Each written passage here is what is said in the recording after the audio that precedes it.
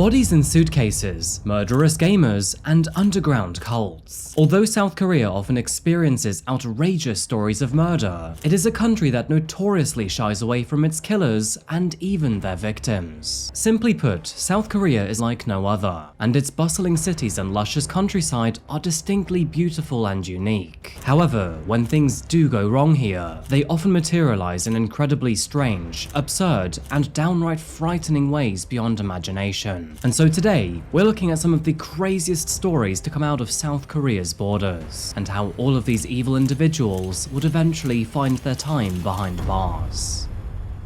Welcome back to Coffeehouse Crime, folks. My name is Adrian, and through popular demand, we have another compilation looking at Korea's darkest murders. And let me tell you, some of these are absolutely insane. And to those of you who've watched all of my videos already, don't worry, there are 2 new videos in this compilation. I'll leave the timestamps right here. By the way, Coffeehouse Crime is all about true crime, strange and chilling stories, and the best way to support me is by subscribing to the channel. So, if you like stories like this, please consider subscribing. And now, with all of that out the way, please grab yourself a coffee and let's caffeinate while we investigate. This is Korea's darkest murders.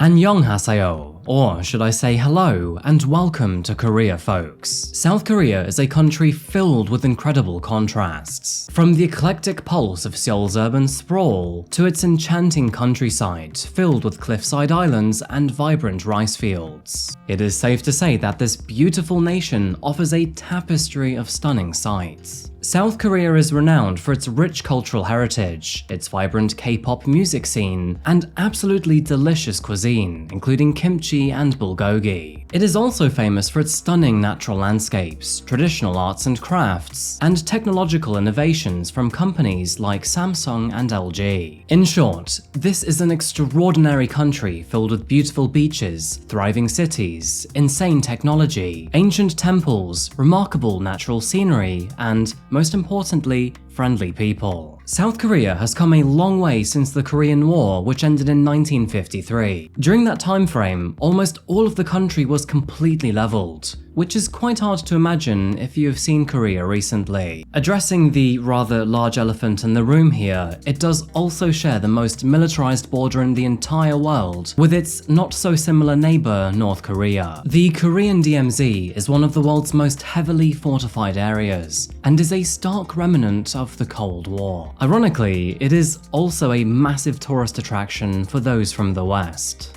I mean, I guess we just find this sort of thing morbidly fascinating. As you can imagine, most of our stories today are set in South Korea's main cities, including its capital, Seoul, where currently around half of the country's 54 million residents choose to live. But on March the 21st, 2023, the city of Seoul discreetly witnessed a grisly series of events. Ones that would undoubtedly chill even the bravest of hearts. It was on this day, and down in the tightly knit back streets of Gangnam in Seoul, that a lone shriek could be heard. And I say should, because nobody seemed to take notice. The scream belonged to a woman that we will call Kim Yoo-Yeong, as, unfortunately, due to Korean law, her name has not been released to the public. Yoo-Yeong was a 48-year-old woman who worked in the local area. Those around thought nothing of the commotion, but as the day grew long in the tooth, those who knew Yoo-Yeong grew worried.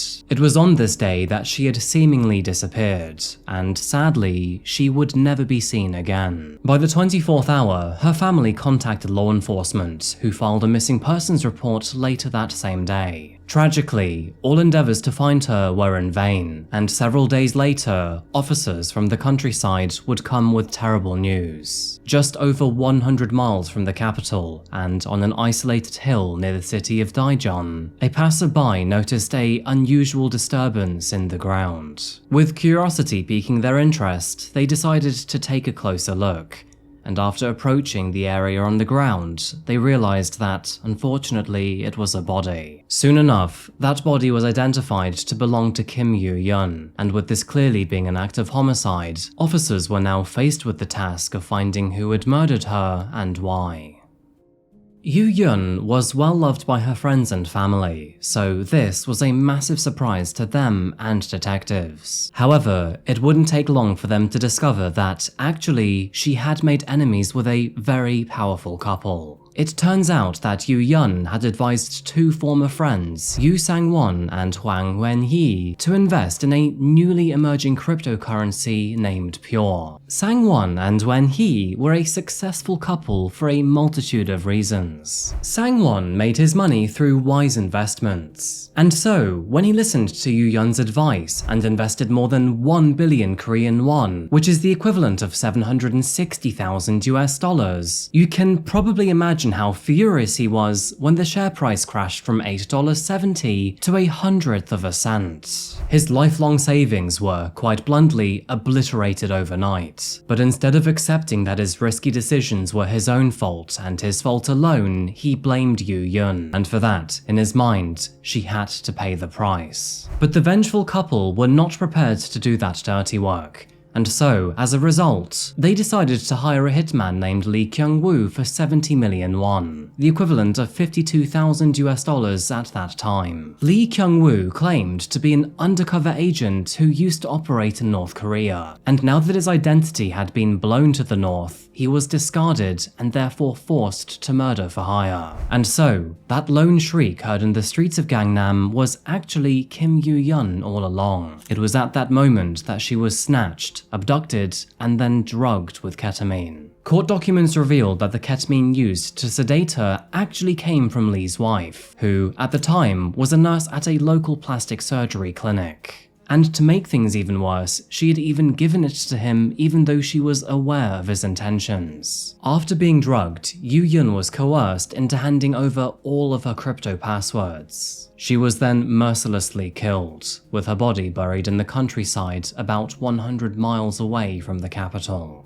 To add to this, court documents show that the official cause of her death was ketamine poisoning, where she had been administered a heavy dose after being given several lighter rounds. To make things even worse, messages between all three suspects suggested selling her organs to the black market. Now, you might be shocked to learn this, but the couple who hired Lee Kyung-woo were only given 8 and 6 years in prison. Lee Kyung-woo's two accomplices, named Hwang Dae-han and Yi Ji-hoo, who were both responsible for abducting and killing the victim under his supervision, were given a life sentence and 25 years in prison, respectively. His wife, who supplied the ketamine, received a jail term of 5 years, and as for Lee Kyung-woo himself, he received a life sentence. A combination of crypto transactions, surveillance footage, and DNA evidence were all used to track her killers down. And in the end, officers would arrest 6 individuals on charges related to her murder. And moving forward, all 6 would face trial. South Korea has recently seen a surge in crimes related to cryptocurrency, as those caught up in its turbulence struggle to come to terms with the reality. In fact, just last year alone, South Korea's government created an entire department dedicated to investigating crypto crime. For now though, we will just have to see how it goes, but unfortunately, in this case, our victim wasn't so lucky. Due to Korean laws, we don't actually know that much about the victim. But whoever her family is, I hope they find peace over time. In our next story, we're leaving the world of crypto behind and going towards gaming, PC bangs, and a video that's almost 3 years old. This is the case of Kim Tae-Hyun.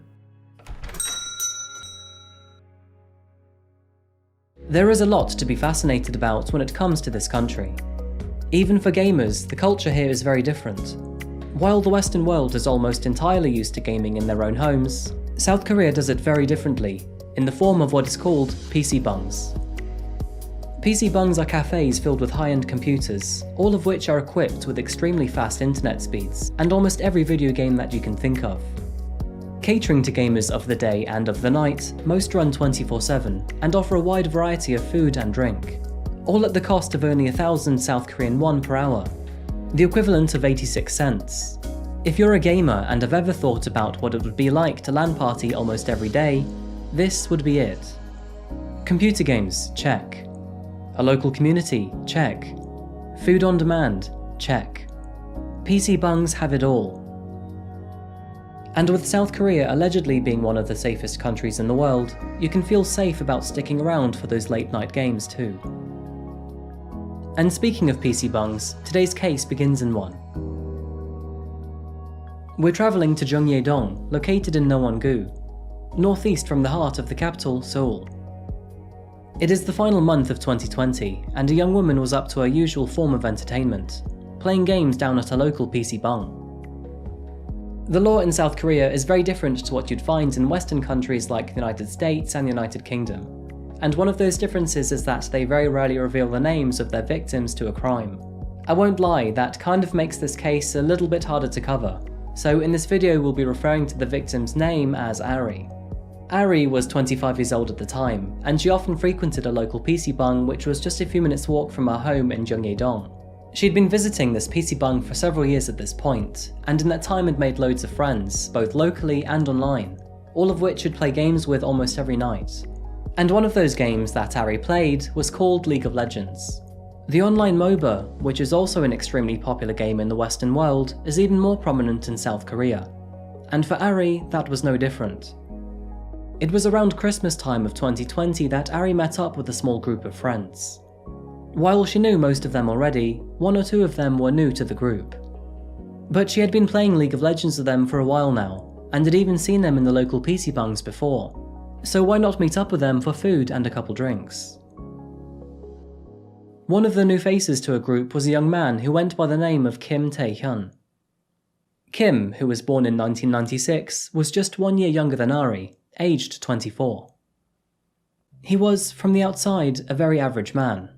From almost every visible aspect of his life, he wasn't too shabby, but he was nothing special either.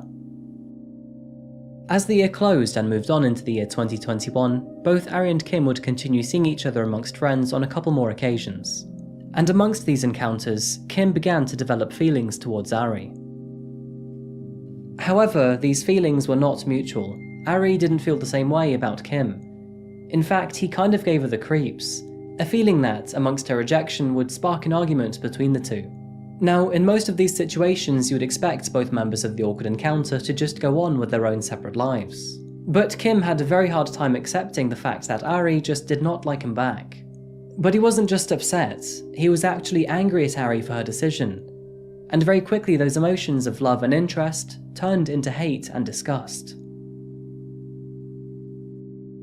Needless to say, Ari stopped meeting up with her friends when Kim was also expected to be there. And amongst the awkwardness, there was now somewhat of a feud between her and Kim. Kim began to harass her over games and social media, and eventually she made the decision to block him everywhere. This included removing him from her profile in League of Legends. But as time went on, Kim's emotions did not settle. In fact, they would only get worse. He would use local payphones to call her mobile, leave anonymous voice messages, and routinely stalk her at a local PC bung. And eventually she would be forced to abandon her old phone number, replacing it with a new one just so that Kim couldn't harass her. But it's not so easy with social media. If he was blocked, he could just create a new profile to keep his eyes on her life. The change in phone number was only a small intermission, as soon enough he managed to find it and continue on with his barrage of phone calls, text messages, voicemails, and stalking. And without any shadow of a doubt, Ari had found herself to be a victim, a target, to Kim's newfound unhealthy obsession. Kim Tae-Hyun was, from the outside, a very average man to Korean society. Although there were some abnormalities to his life, none of them were obvious, posing no red flags to anyone that was around him. He was very heavily into his gaming, but that's very normal in South Korea, so nothing unusual there.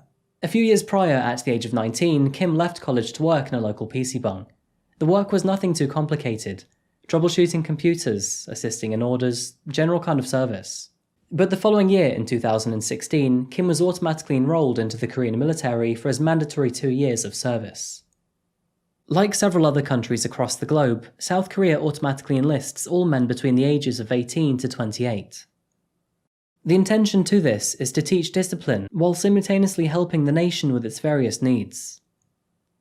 2 years on, Kim Tae-Hyun would return to his home district of Gangnam, and he would also return to his former place of work. And although the PC Bung had no open vacancies, he remained a good friend to the establishment's owner. By now, Kim was living on his own. He lived in the basement of a complex, and to get by financially, he became a contractor, preferring to work on various small jobs instead of enrolling into full-time work. But it was during this time that money started to mysteriously disappear from the PC Bung's cash registers, and upon investigation, the owner would realise through CCTV that the thief was none other than Kim Tae-Hyun. No charges were pressed, but instead the owner banned Kim from ever setting foot in his PC Bung again. And things would continue to go south for Kim Tae-Hyun. He was becoming somewhat of a loner, and most of his friends attended that PC Bung. But once he was banned, rumours started circulating that he was somewhat of a violent man, and often harassed other employees while he worked there. An accusation that would soon perpetuate. In June of 2019, Kim Tae-Hyun was fined over 300,000 won or $250 for continuously harassing another person over social media. Who it was, again we do not know, but it became serious enough for them to alert the police. Kim's crimes would only become more severe as time moved on. In summer of 2019, he allegedly entered a woman's public toilets for sexual purposes, landing him a fine of 2 million won or $1,700. And he was again fined a further 2 million won for sending recordings of him moaning into the microphone to a local school girl. By now, Kim Tae-Hyun had run into the law 3 times, each one becoming more aggressive by nature, more severe by action, and more daring by personality. In what was once a man who had no obvious problematic signs, we now had a man who stole money, was violent to friends, harassed women, and even went into public toilets in search for sex. Kim Tae-Hyun had well and truly become unhinged, and although his crimes were worsening by the month, no one around him knew about it. He was a ticking time bomb hidden in plain sight. And then, he would meet Ari.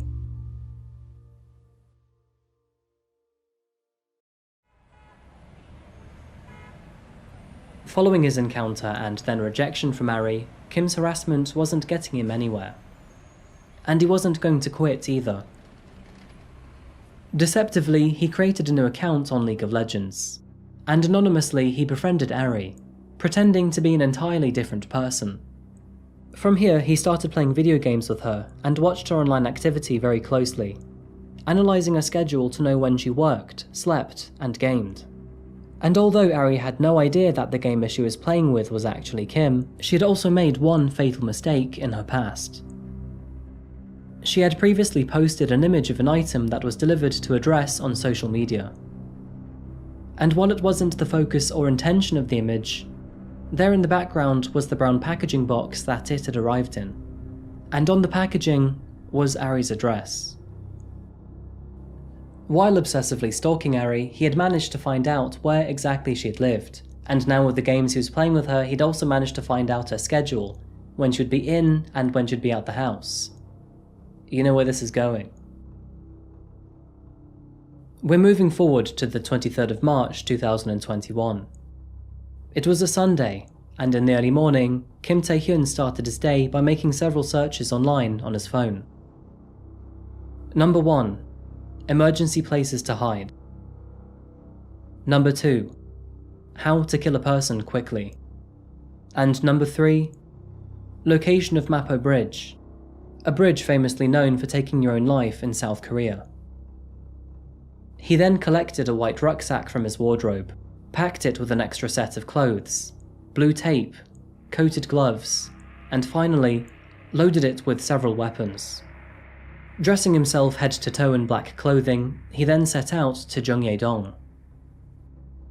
At 5:13 PM, surveillance cameras captured Kim walking into Ari's local PC Bung. There was no real reason he had to select this one. After all, he had just travelled over 10 miles to get here, passing several others in the process. But whatever his main incentive was, he had no luck in the main rooms, and only 7 minutes later, he left. At 5:22 PM, cameras once again captured Kim. This time it was in the smoking area.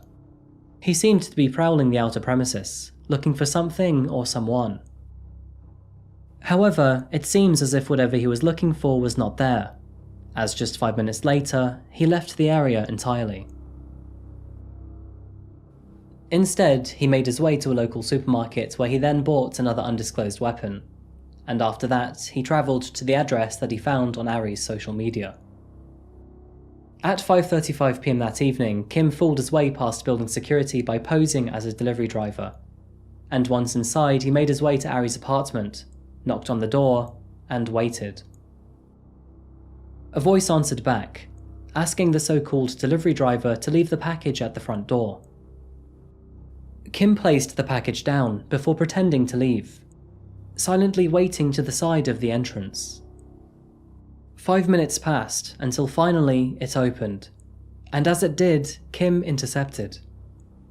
Two bright eyes darted up to meet Kim as he pushed his foot into the doorway. But it wasn't Ari. It was her younger 22-year-old sister. Kim barraged his way in, slammed the door shut, and tragically stabbed Ari's sister to death. Daylight faded, and as the evening slowly crept into the night, Kim stayed in the property along Ari's sister's body, which was lifeless on the floor. The apartment remained silent. Nothing but chatter and noise could be heard from neighbours all around, completely unaware of the unfolding tragedy. But at 10:31 PM, that silence was shattered as the front door's lock was engaged. It was Ari's mother, and as she entered the property, Kim took her by surprise. But resistance was futile, as just like her youngest daughter, she was abruptly taken out by Kim, proceeding his death toll to 2 victims. Just 1 hour later, Ari herself would return to the property, and upon finding her sister and her mother dead on the floor, Kim would reveal himself inside the apartment, before violently killing her too. Kim would continue to spend an entire 3 days in Ari's apartment along 3 dead bodies, all in the meantime eating and drinking their food and alcohol. During this time, he would also self-harm, allegedly in an attempt to take his own life. He, however, would fail in these attempts and carry on eating instead. 3 days after his brutal stabbings, police would arrive at Ari's apartment. Her friends, who were worried over her sudden disappearance, called in to authorities to ask for a welfare check. They were hoping she was just busy, and their greatest worries seemed illogical anyway. But nevertheless, that small chance was significant enough to sound the alarm. No one would have expected 3 dead bodies. Yet on March the 26th, 2021, that is exactly what they discovered. The killer himself still living among them. Police were shocked, as were the local neighbours, family, and friends. Along with the grieving that they were now set to face, was the anger at how someone could do such a thing to an entire family. Following the extent of his injuries, Kim was admitted to hospital. And although they were concerning, his injuries were not severe, as just 1 week later he was discharged and arrested immediately after. It was during this time that police raided Kim Tae-Hyun's basement property, and what they found there was equally disturbing. His home was in disarray. Broken wardrobes and furniture littered the room, and documents such as his ID and resume was found in the bin, but there was no real effort to conceal or hide both those things. Following his conviction, Kim Tae-Hyun made an official public apology while live on state media, stating that he felt guilty just by breathing air ever since his actions. But the police did not seem interested in his regrets, as just after his apology, he was taken down to Seoul's prosecutor's office and charged for 5 offences, including murder, theft, intrusion of housing, misdemeanor, and infringement of information and communications networks. With Kim Tae-Hyun already admitting the murder of Ari, her sister, and her mother, it's more than likely that he will eventually be found guilty on all charges. And with South Korea still accepting the death penalty in rare circumstances, Kim may be facing death rather than life imprisonment. He did, however, claim that killing Ari's sister and mother were both an accident. I don't see how stabbing 2 people in the neck can ever be considered a mistake, but there you go. Kim is also very unlikely to be successful with any plea of insanity, as his attempts to delete messages shortly after the crime verifies that he knew what he did was morally wrong. In his first trial, which was in June of 2021, Kim accepted all 5 charges. When exactly he will be sentenced is not yet clear. But the nation watches on, waiting to see how severe his punishment will be for a crime so terrible.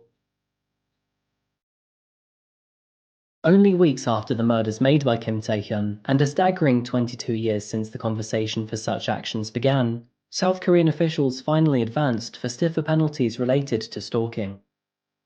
Until recently, stalking was viewed as a minor misdemeanor in South Korea.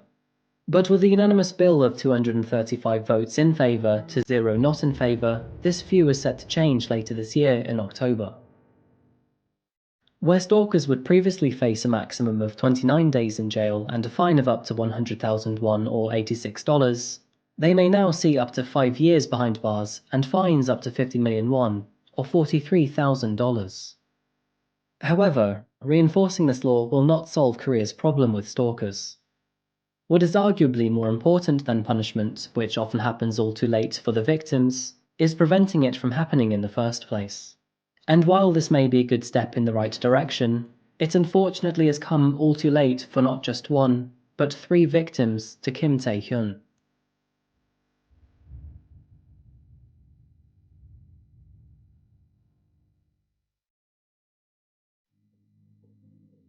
As a lot of you will know by now, I like to end these videos in a small tribute to the victims. But with South Korean law concealing the identity of these victims, it makes it almost impossible to do such a thing. What I will say is that Kim's victim, who I named as Ari, did everything she could to break away from the clutches of this dangerous, obsessive man. Despite this, she was never able to fully get away. It's a perfect example of stalking, something that happens not just in South Korea, but all over the world. And this new internet era brings a whole new level to this type of crime. Ari's fatal mistake was in leaving her address on an image on social media, something that contributed towards her death. The consequences won't necessarily be as severe for anyone else watching this, but my lesson learned today is to be very careful where you leave your address online. That's my echo from this video anyway. Kim Tae-Hyun remains behind bars for life. Meanwhile, the family of his victim still lobbies for him to be sentenced to death. Now, while some people decide to murder a specific person like Kim Tae-Hyun, others are far less fussy about who they target. And in the case of Jeong Yoo-Jeong, who simply wanted to commit the perfect murder, her victim was almost entirely random. However, a rather vigilant taxi driver would basically spoil her escape. In fact, she would basically ruin it for herself anyway. Speaking of spoiling and not spoiling it for you, let's just start at the beginning. This is the case of Jeong Yoo-Jeong.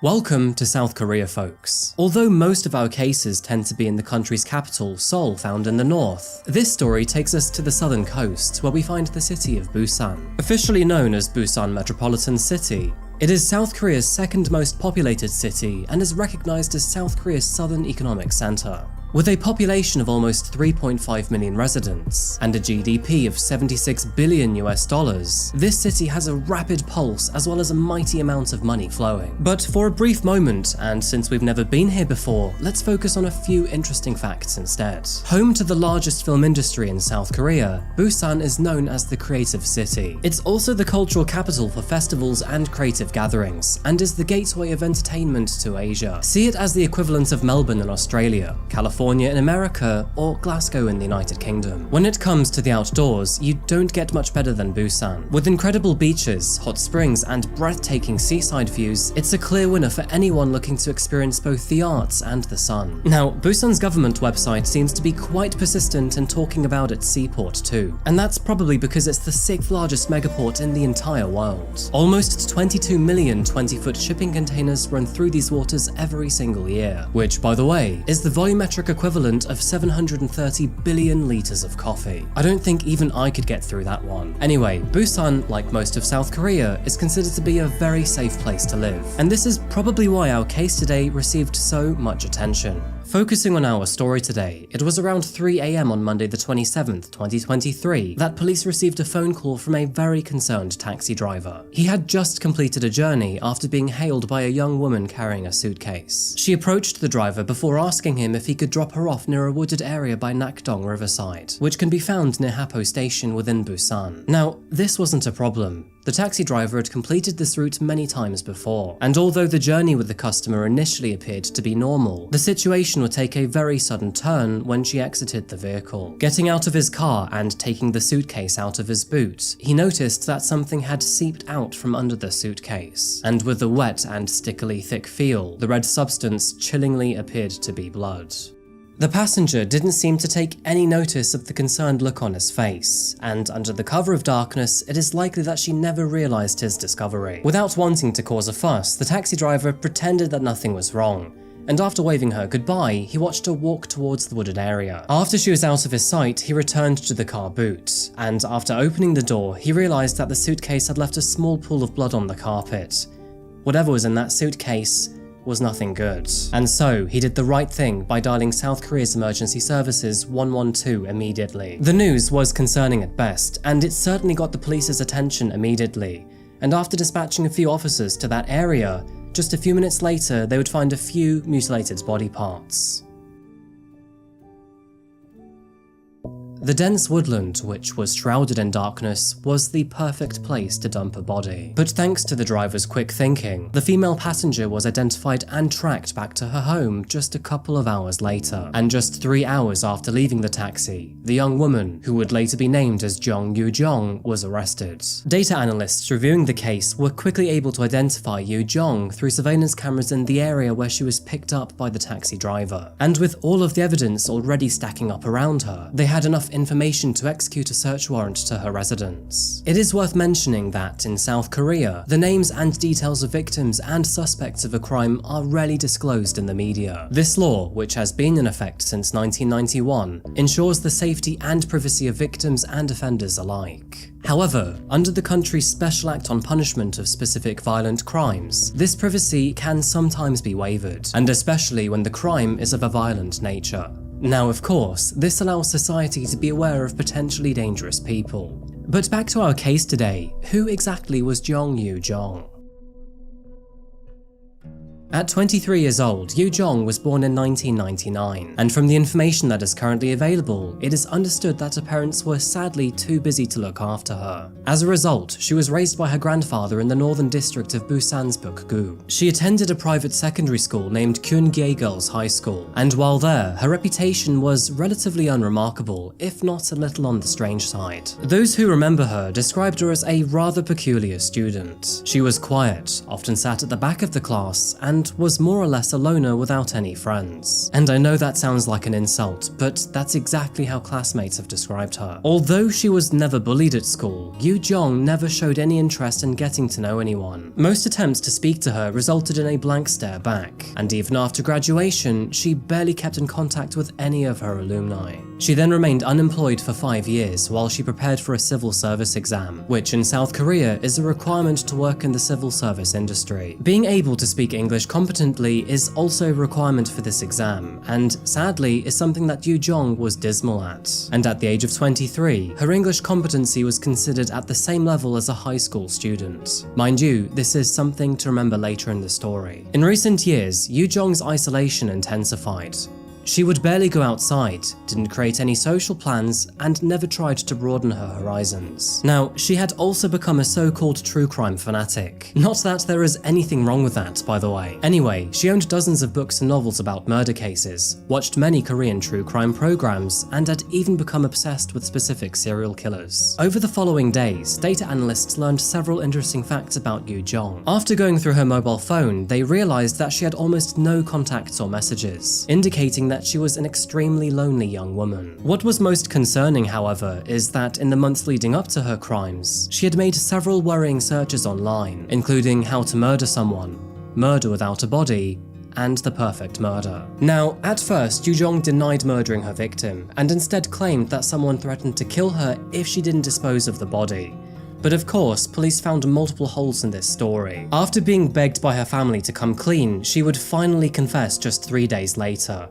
She would also admit to police officers that she had an uncontrollable urge to kill someone because she wanted to know what it felt like. So it appears that the motive was purely out of morbid curiosity to kill, which also explains why Yoo-Jeong was happy to target a stranger. But who was her victim, and how did she kill them? Due to South Korean law, we don't actually know the face or even the name of the victim, so for the sake of this story, we're going to give her the pseudonym Ji-an.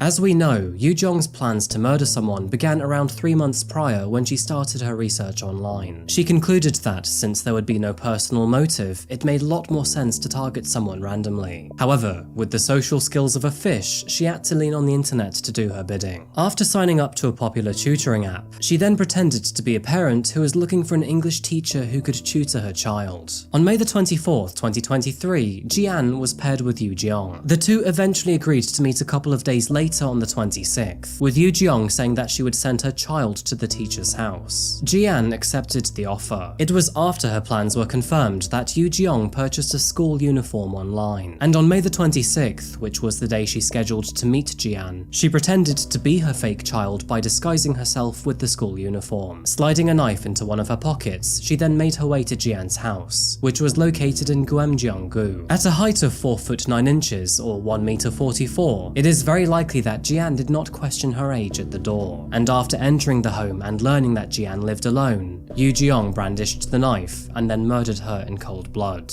And after making sure that she was dead, she moved on to the next stage of her plan. Yoo-Jeong then travelled home just after midnight, picked up her suitcase, travelled to her local supermarket, purchased knives, locks, zip ties, bleach and plastic bags, and then returned to Ji-an's home. A surveillance camera captured this disturbing footage of her happily walking between the residences. What is awful is that she seemed excited and giddy in her steps, despite her very terrible actions. She then returned to Ji-an's house, dismembered her body into multiple pieces, and placed some of them in the suitcase. At around 3 AM on the early morning of the 27th, and after making the mistake of not securely bagging Ji-an's limbs inside the suitcase, she then called for a taxi, and after making her way to the park, she then disposed of the body parts. Wanting to make it look like a disappearance, Yoo-Jeong made an effort to hide Ji-an's identity. She did this by keeping her license, mobile phone and purse. She also took the suitcase back with her to do a second round of dumping later that day. In Yoo-Jeong's own words, she had hoped to commit the perfect crime. But of course, as we all know by now, that would never actually happen, and instead she was promptly arrested.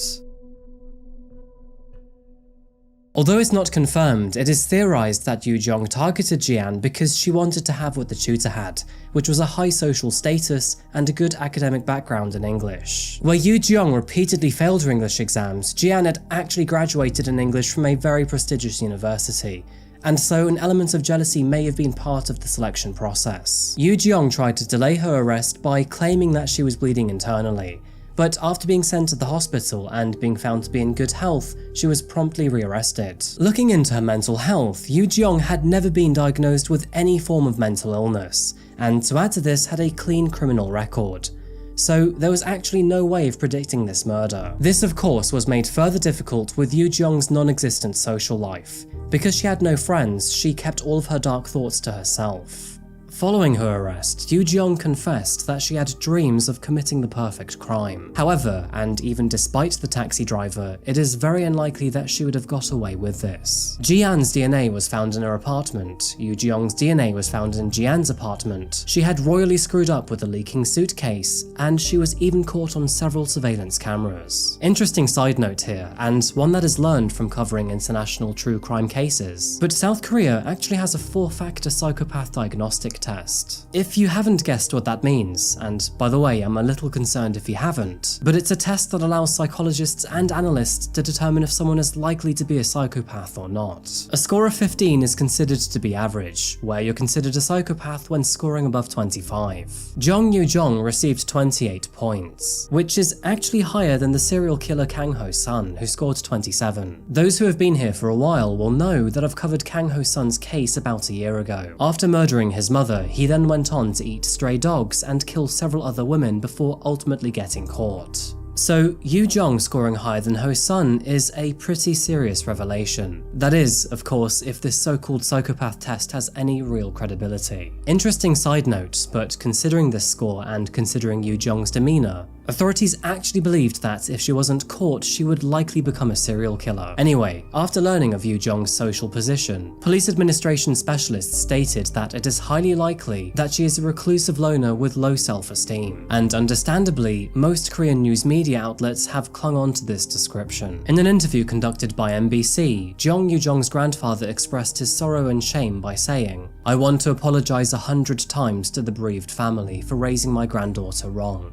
That's how I feel." Earlier this month, Yoo-Jeong apologized profusely as she stood outside the police station. In a statement to media, she said, "I apologize to the victim and her family. I must have been out of my mind." As you can guess, this case gained a lot of attention in South Korean media. Many people were shocked due to its wildly impersonal nature. Jeong Yoo-Jeong had no reason to murder, except to only satisfy her own sick curiosity. So, what happens now? With this case happening so recently, Yoo-Jeong's trial is yet to be given a date. She is still being psychologically examined before officers can even determine what charges she will face, though it is very likely to be murder in the first degree. South Korea does still technically allow the death penalty, though its last execution hasn't actually taken place since 1997. And although there are more than 60 people on death row, they will likely never face capital punishment. On the flip side, Yoo-Jeong may see a sentence as small as 5 years behind bars, though it is likely to be much higher should she be found guilty.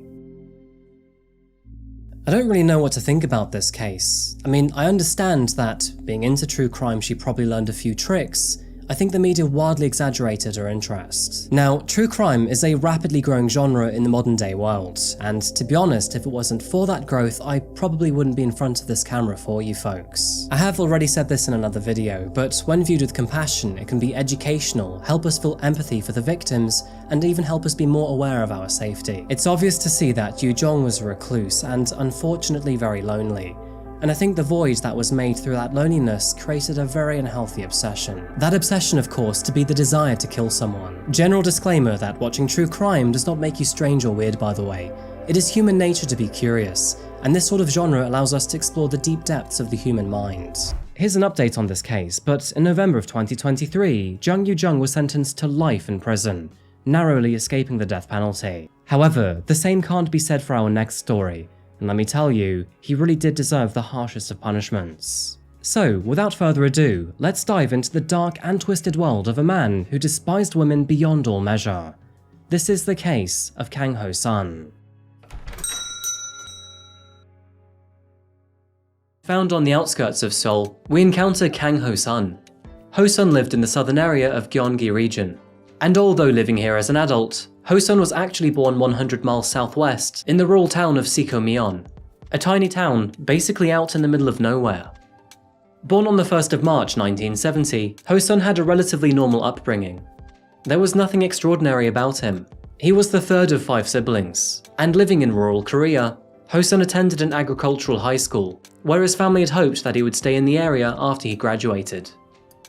Before graduating in 1989, Ho-Sun was described by teachers as having a neat appearance with a sincere disposition. And although his education went relatively well, he couldn't find any passion in local work around his hometown. And so, much to his parents' dismay, he seemed to stagnate after graduating, instead taking the easy path and working for his family. This lack of ambition was in fact so apparent that instead he enlisted into the South Korean military, taking the role of a non-commissioned officer, a position that involves working within the military. However, this role would be brief. As in true country boy fashion, Ho-Sun was dishonorably discharged after he was caught stealing cattle while on vacation, thus ending his military career less than 2 years after joining. In the years following 1991, Ho-Sun would pass from job to job, mostly earning his living as a truck driver. And not long after, he would eventually meet his first wife. They married a year later at the young age of 22, their relationship flourishing enough to welcome 2 baby boys into the world. But throughout the years, the young family had its fair share of problems. Local neighbours often overheard the young couple arguing, mainly over their exhaustion of raising 2 sons. And unfortunately, this situation would end in their divorce shortly after the birth of their second son. After divorcing his wife in 1998, Ho-Sun took the opportunity to move up north, to a small town named Bibongmyeon, found in the Gyeonggi region. The decision was made that he would take both of his sons with him, and with his wife out of the picture, Ho-Sun wanted to fully leave his previous life behind. He hated living in the countryside, and he wanted to give his sons a different, more modern upbringing. It was during these first couple years up north that Ho-Sun eventually met and fell in love with another woman, and once again, he was very quick to marry the new love of his life. And just like clockwork, Ho-Sun's second wife fell pregnant, resulting in many arguments between the two.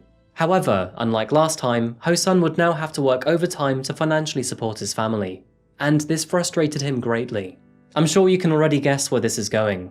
Ho-Sun didn't stick around. He asked for a divorce, left his pregnant wife, and took his 2 sons with him. He also took this second failed marriage as a sign to improve himself, but first he needed more sustainable work. And so, moving 10 miles north, he purchased a small area of land near the Banwol Reservoir, which is our setting for today's case. Raising a small number of livestock on his land, Ho-Sun became somewhat of a farmer, looking after pigs and cattle, along with a few chickens and bees. And to add to this, he also made it a habit of his to pick up stray dogs whenever he came across one. However, this act is not as innocent or kind as it seems. Let me elaborate. This is one of Ho-Sun's most famous pictures. It's one of him with a Siberian husky, and his actions following this image are much darker than one would imagine. Being a farmer, Ho-Sun would have no issue in killing livestock, but very disturbingly, he eventually found new and very dark ways of doing it. And tragically, even these stray dogs would meet their end in his hands. In another picture with this dog, Ho-Sun is seen wearing blue rubber gloves, and his reasoning is malicious, as soon after, this husky dog found itself on his dinner table. It is well documented that many serial killers begin their morbid curiosities with animals, and Ho-Sun was no exception, as a lot of the animals in his care eventually became his victims. Owning a small farm financially supported Ho-Sun for several years, and in the early 2000s he would somehow meet another woman, who he once again hastily married, and luckily this one didn't result in any children. But arguments would once again become a staple in their household, and the new Mrs. Kang found Ho-Sun unbearable to live with, which resulted in divorce number 3. Although very likely his fault, all of these divorces had given Ho-Sun a very negative view on women. He was miserable with his love life, resented women for rejecting him, and hated his former wives for leaving him to raise their children all alone. It was during this time of despair that Ho-Sun met his 4th wife, Hye-jin. And although Ho-Sun held a distorted view on women, he somehow managed to convince this one to marry him. That's not to say that Ho-Sun was socially reclusive, as he was often described as both friendly and very charming, being able to smooth talk his way in or out of any situation. And of course, this gave him an advantage with women. Hye-jin happened to be a business owner herself, managing a massage parlor where she offered services along the lines of Thai and sport massages. And Ho-Sun found this to be particularly attractive, as previously he was the only one to earn money in his relationships. It helped so much that Ho-Sun found himself learning a few things from his wife and taking up regular work within her massage parlor, of course on the side of upkeeping his own farm. So, at least for Ho-Sun, maybe the lucky number was 4. Things seemed to be going very well for the couple. Not only did they resonate off each other's personalities, but they also functioned very well together and learned new skills from each other. More or less, things seemed perfect. And that very much was the case, until tragedy struck the young family in October of 2005. On the 30th of October 2005, Ho-Sun was tending to his livestock, as was the usual for every other day. Hye-jin had plans to see her mother for the afternoon, and not living far from the farm, she picked her up before the two headed out for some coffee. The two soon enough returned to her mother's home, and walking in, nothing seemed out of the ordinary. Business as usual. The two boiled a kettle of tea while carrying on with their conversation. But suddenly, as if out of nowhere, the captivating smell of smoke filled the room, and before they knew it, a raging fire had broken out in the residence. It was fast-travelling and explosive. Very quickly, a large portion of the house was engulfed in flames, and the section of the home that it consumed just so happened to be the room that Hye-jin and her mother were in. and with no time to escape, they were both trapped in the household. Despite emergency services' best efforts, both Hye-jin and her mother perished among the flames. Firefighters found their bodies after taking out the fire. Being called by Hye-jin's distraught family, Ho-Sun rushed to the scene, but upon arriving, Ho-Sun seemed almost unemotional. An initial investigation was conducted at the scene, and the cause of the fire was concluded to be accidental. But this wasn't enough for Hye-jin's family. Given the speed, spread, and aggressiveness of it, they were convinced that someone had planted the fire. But after a 6-month investigation, no extra information or evidence could be found to suggest foul play, and ultimately, the investigation was closed. The death of Ho-Sun's wife seemingly allowed him to spiral further out of control, and almost a year after his wife's death, he had taken his frustration out on numerous animals, killing as many as 50 dogs and a staggering number of other livestock. However, this wasn't satisfying Ho-Sun's dark nature, and after giving in to his darkest thoughts and fantasies, Ho-Sun decided to leap from animals to other humans. He eventually found himself leaving his home to venture out in his car and prowl the streets. This was when he spotted Jung Hyun-yoon, a county office employee who was on her way to work. Ho-Sun already knew that he was soft-spoken and a friendly-looking man, and he had extensively planned to use this to his disposal. Pulling up beside Jung Hyun, he offered her a lift to wherever she was going, and seeming well-natured, she accepted his offer. But as soon as she was in his vehicle, Jung Hyun knew she was in trouble. Ho-Sun started to drive in the opposite direction, and after she'd become suspicious, he snatched her phone out of her hands. As Ho-Sun drove to a remote part of the Gyeonggi province, the situation turned violent. Jung Hyun was tragically assaulted, strangled with her own stockings, and murdered. Throughout this entire ordeal, Ho-Sun was calm, collected, well composed. He had been planning this, and for a very long time. He took Jung Hyun's body into a wooded area near his home, and once there, he removed her fingertips to prevent his DNA from being found. After that, she was buried in a shallow grave. Ho-Sun then travelled back home and pretended like nothing happened. He just carried on with his day as usual. He returned to his daily life without any falter, going back to managing his farm and the massage parlour left by his wife. Ho-Sun decided to lie low for a while, scoping out local news and police activity to gauge if any suspicions had been raised. And after concluding that he had successfully gotten away with murder, he realised that he could do whatever he wanted without any consequence. And this idea thrilled him. It thrilled him so much that 2 months later, he took to the streets once again. On the 14th of December 2006, he found himself in the low-lit streets of Gunpo, a small city located just south of Seoul.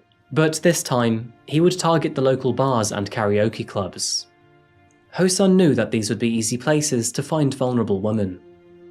As in Korea, it is common for karaoke bars to employ hostesses to flirt with their patrons, in hopes to keep their customers around longer and further enjoy their time. Hostesses generally offer patrons nothing more than their own time, but it is at their own discretion what other services they may give once their shifts are over. It is here that Ho-Sun met 45-year-old Kyung-mi Bae, and after catching her attention at the bar, the two shared a couple of drinks together. But Ho-Sun was watching his drink limit, so he could remain sharp for his plans later. And once the night was over, Ho-Sun used his charm to lure her back to his car, with the promise of a few drinks back at his place. And tragically, Kyung-mi accepted. She got into the passenger seat of his car, and the two drove off. And much in the fashion of his first victim, she was taken to a dark, uninhabited area, overpowered and then assaulted.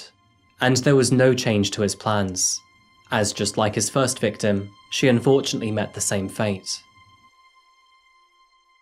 Both of these murders painted a very morbid picture of Ho-Sun's life moving forward.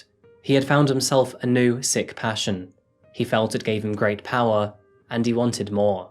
Targeting vulnerable women was his new favourite game, often picking on hostesses or women alone at bus stops. He would frequently charm them with his unmenacing appearance, while talking about his sons and showing pictures of himself with cute dogs, essentially playing on a gentle disposition. Because after all, who'd expect a poor widowed father with 2 sons and who rescues dogs to be someone to avoid? This kind of seduction has been used by serial killers in the past, most notably by American serial killer Ted Bundy. Ted's unassuming and attractive appearance masked his true intentions when approaching his victims, a facade that ended in over 30 counts of homicide, and most likely, even more. As with most serial killers, if they aren't caught, they won't stop. And this was no different for Ho-Sun. His murderous killing spree continued. Just 10 days after murdering Bae and disposing of her body, Ho-Sun once again took to the streets of Suwon, a city even closer to his hometown. And stalking the entertainment district of the city, he eventually found his next victim, a karaoke bar hostess named Sung-Ah Park. Sung-Ah humoured this strangely charming man, and throughout the evening, Ho-Sun had manipulated his way into a place of trust with the hostess. They agreed to talking over drinks elsewhere, but Ho-Sun was only going through the motions to get what he desired. He wanted Sung-Ah in his car, then assault, then strangulation, and then the woods. And unfortunately for Sung-Ah, that is exactly what he achieved. How long was Ho-Sun going to get away with this? All of which was for a fleeting thrill. I wish I could tell you that his reign of terror ended here, and I also wish that I could tell you that he would be caught very soon. But unfortunately, that was very much not the case. As after Ho-Sun claimed his third victim, he would in fact embark upon a 4-day killing spree at the beginning of the new year. It all started on the 3rd of January 2007, with Jeong Park, a 52-year-old office worker. And after that, Hae Young Kim, who was a 37-year-old karaoke bar hostess, followed on January the 6th. And next on January the 7th was Mi Young-Young, a 21-year-old university student. By the morning of the 8th of January 2007, a total of 7 women had fallen to the hands of Kang Ho-Sun. Every single one of them was charmed with his good looks and smooth talking, and led into a false sense of security. He never appeared or acted how you'd expect a serial killer to behave. Yet, here he was, time after time, getting away with murder. And in sudden fear, Ho-Sun grew scared. He decided to lie low until investigations blew over, likely noticing that his increased appetite had generated too much of a pattern. He focused on his finances instead, because rather conveniently, his wife had an active life insurance policy during the time that she died, and now was as good time as ever for him to make his claim. It turns out that Ho-Sun had taken out life insurance and officially filed his marriage with his late wife only 5 days prior to the fire that killed her. Nevertheless, as suspicious as this would seem, his claim was successful, and his wife's payout cashed in a total of 600 million won, the equivalent of $500,000. Despite the immoral circumstances, Ho-Sun could now live a comfortable life while lying low. He wouldn't even have to work, if he didn't want to. It took almost 2 years for Ho-Sun to build up the courage to continue his dark escapade. He wasn't sure how much police knew, or even if they were still investigating. But in November of 2008, Ho-Sun would finally strike again, and his process was exactly the same as before. His first target was a 48-year-old housewife who lived nearby in Suwon. And on the 9th of November, she unfortunately met her end. And the very next month, on the 19th of December, Young Ok-an turned out to be the youngest of his victims. She was 19 years old, and a university student in Ansan. But this time, the consequences to Ho-Sun's actions would be very different, and the death of Young Ok-an would finally come with justice. Ho-Sun had technically gotten away with several murders, so why would this one be any different? As Young Ok's disappearance turned from days into weeks, her family's concerns grew into desperate fear. And after a few weeks of silence, they had finally called the police to report their daughter as missing. Her family knew where she lived for university, and also knew that she took the bus to uni every day. And fortunately, just 2 months prior to her disappearance, new surveillance cameras were installed right next to the bus stop she frequented every day. It turns out, this was the location Ho-Sun convinced Jeong Ok to get in his vehicle, as surveillance cameras spotted a van picking her up. In addition to this, Ho-Sun was becoming both cocky and naive, as this time he tried to withdraw money from her bank account, this resulting in his face being captured by the ATM surveillance camera. Investigators decided to release these images to the public, and not long after, on the 27th of January 2009, officers finally descended upon the farm of Ho-Sun. At long last, his time was up. They had finally caught their serial killer. Ho-Sun was arrested, and his farm formally seized for forensic investigation. While on the property, police found a mountain of evidence that suggested Ho-Sun was involved in the murder of Young-Ok. And, to their surprise, more evidence was found to suggest that others had died here too. The obvious clue was the charred remains of 2 vehicles, one of which was the truck, which was spotted through surveillance cameras. While inside the farmhouse, investigators would find over 70 pairs of used women's underwear, some of which were soaked in blood, along with several blood-stained outfits. Although Ho-Sun was arrested on suspicion of Young-Ok's murder, the blood found on the clothing inside his house did not match her DNA. But upon questioning, he admitted to the murders of 7 other women, spanning from 2006 through to 2008. He would even lead police officers to the sites where he buried their bodies, and for his trial, he was taken to these locations to reenact the crime scenes, where he further elaborated on the details of his crimes. Ho-Sun was almost cocky when talking about these murders, and even found it humorous how he was caught. And Ho-Sun's troubles didn't stop there, as police once again opened up an investigation into the death of his wife and mother-in-law. Given the nature, Ho-Sun's case was extremely popular across national media, and the revelation of Ho-Sun's face was a point of much controversy amongst human rights activists. Many argued that Ho-Sun's face should not have been revealed to the public, and instead should have stayed anonymous through his conviction.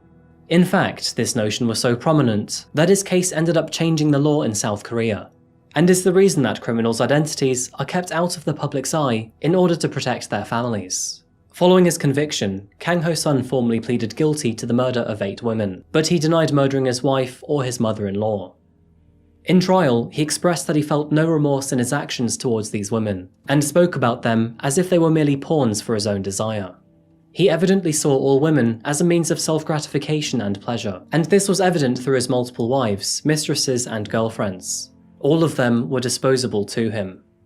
Following his trial, Kang Ho-Sun was officially found guilty over 10 counts of murder, including the murder of his wife and his mother-in-law. He was also found guilty over 1 count of arson, and with capital punishment still legal in South Korea, on the 22nd of April 2009, he was officially sentenced to death for his crimes.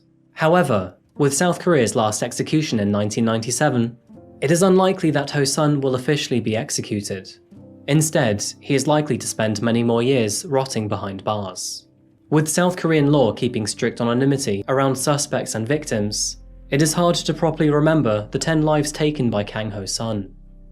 But these women were all taken too soon, and most of them had lost their lives through a betrayal of trust. Although Ho-Sun saw them as disposable objects, they were far from it. To many, they were a daughter, a sister, a mother, an aunt, a friend. Kang Ho-Sun's case proves that no matter how friendly or charming someone may seem, it's important to exercise caution and keep yourself safe around those you don't know very well. Where Kang Ho-Sun was often seen as a charming and handsome young man, our next case looks at a recluse who is at the bottom of the food chain. Now, this next video was actually age restricted by YouTube, so the chances are you've not even seen it yet.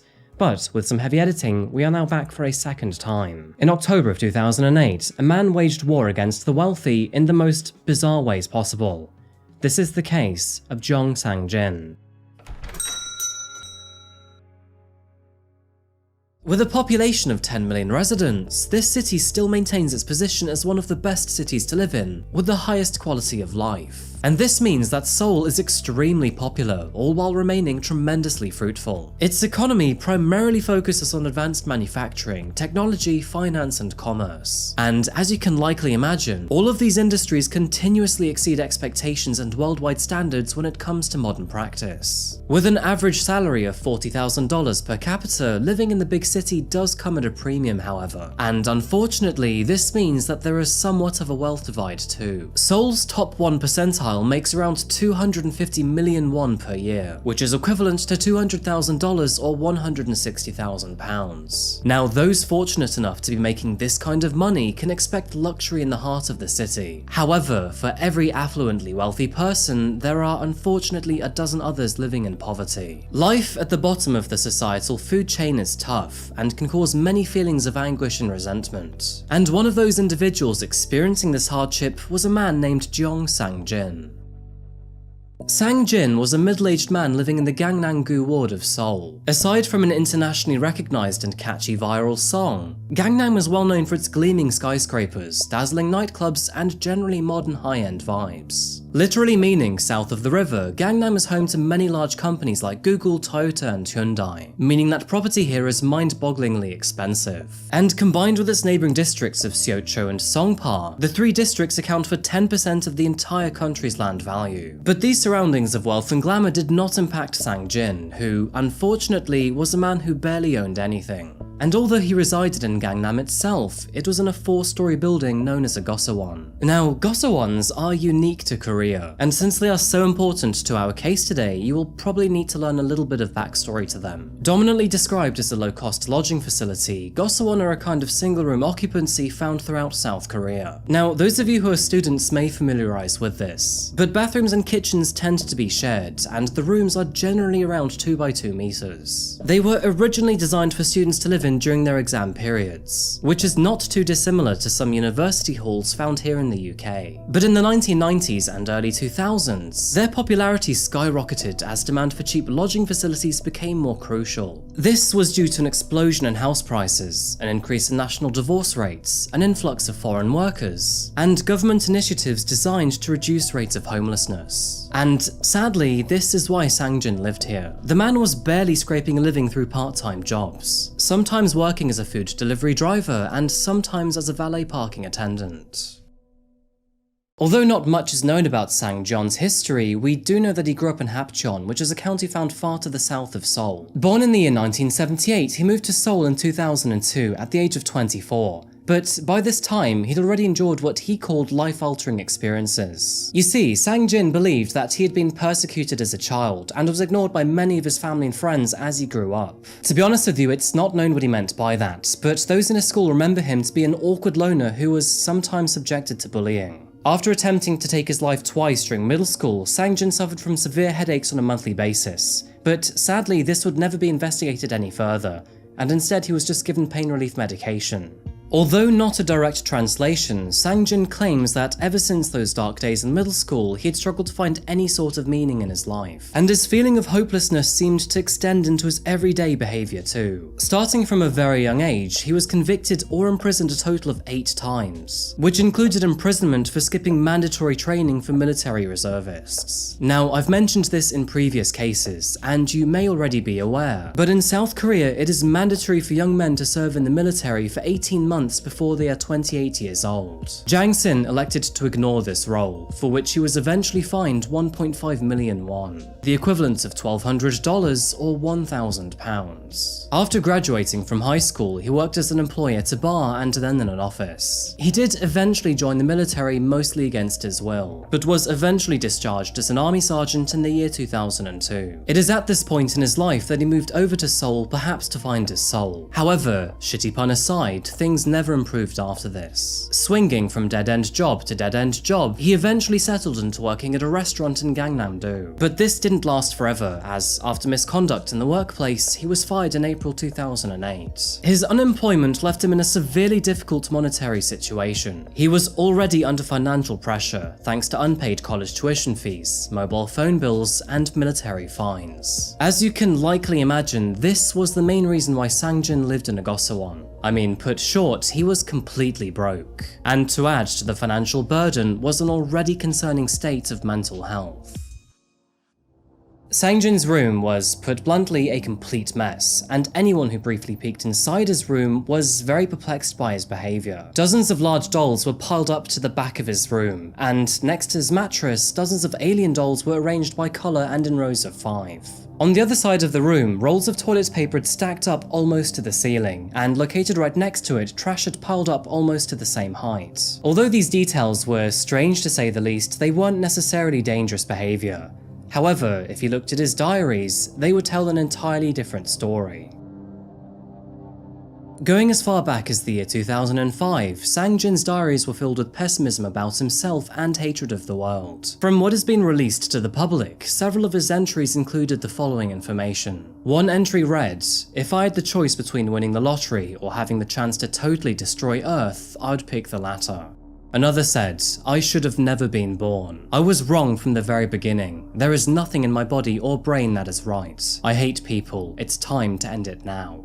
In 2006, he wrote, "Now, until the moment of my last breath, there is only a desperate struggle." Some other excerpts taken before 2008 are a little more menacing. "This society is dizzying. My country has abandoned me. There is only a desperate struggle for me, and until the moment my last breath stops, I will only see evil. I don't like people. I don't like how they look at me. I was born by accident. I am a bad seed. For that, I know it's time for me to end it all. I am ready to sacrifice my body without hesitation, just so my blood can unnerve you, even if just for a moment. I will gladly sacrifice myself for all of the poor people on this wretched earth. That will be the last highlights of my life. Let's finish this nicely, like the end of a movie." Through his diary entries, which were unknown to the rest of the world at the time, Sang-Jin was furious with the cards life had dealt him thus far. The deranged man believed that the world was ignoring him, and that he was destined to remain poor not by choice. He held a vast amount of disdain for anyone who had money, and increasingly despised the many wealthy people that lived around him.